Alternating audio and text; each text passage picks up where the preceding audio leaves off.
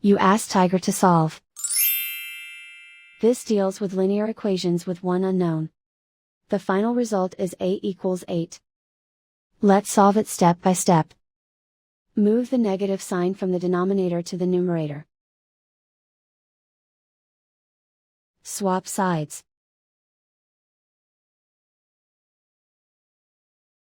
Group all constants on the right side of the equation. Add 3 to both sides. Simplify the arithmetic.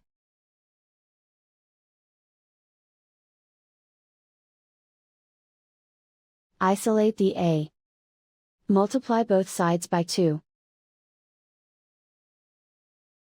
Group like terms. Multiply the coefficients.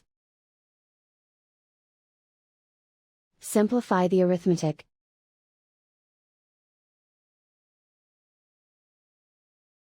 Convert the a into a positive number. Multiply both sides by -1.